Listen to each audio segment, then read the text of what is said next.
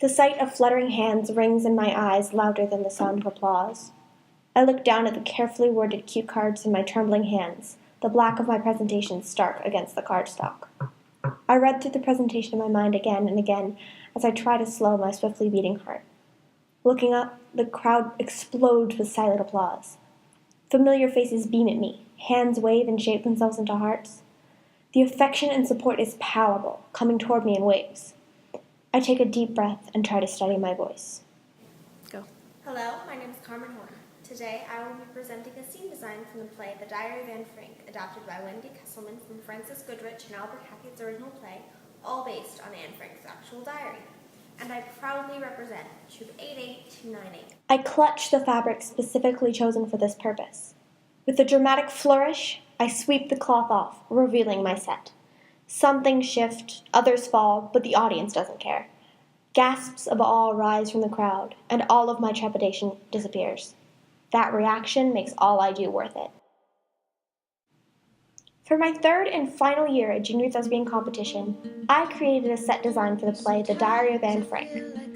During my previous 2 years as a member of Troop 88298, I'd crafted 2 other award-winning sets for Return to the Forbidden Planet and A Year with Frog and Toad. But this time it was different. I was designing a stage interpretation of a real place and dealing with a very serious topic. I did heaps of research on Anne, the people with her, and the annex, the space where they hid. I wanted to make my set as close to the annex as I could while dealing with the constrictions of a set. Since it was going to be such a complicated build, I used a program called SketchUp to make a 3D rendering of the space. This helped me more than I can say. I spent hours on the details of the set, trying to make it as close to the real space as possible.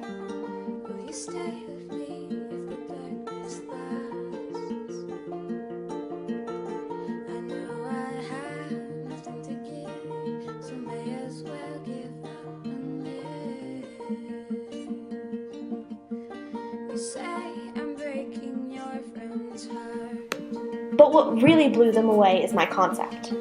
On all of the walls and floors of the set, I put words. Anne's words.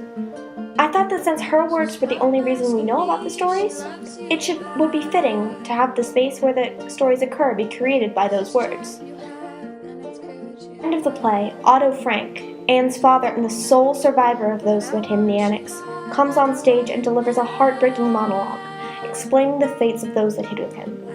When he's finished, he opens Anne's diary and her words are supposed to fill the set. In my set, the words already do.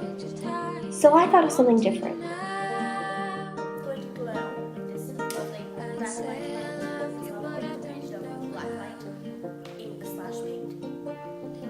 So we're gonna try.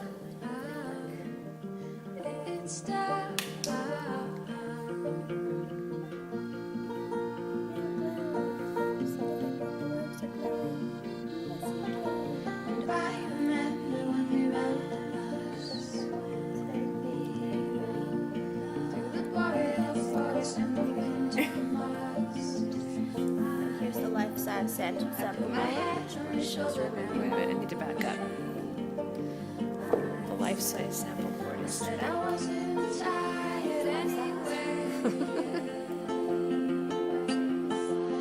I pretended that I didn't care, but I hid a few tears behind your locker. This was the most amazing thing I've ever created. It was granted a superior at the district and at the state level. Thank you, and this has been my greatest achievement.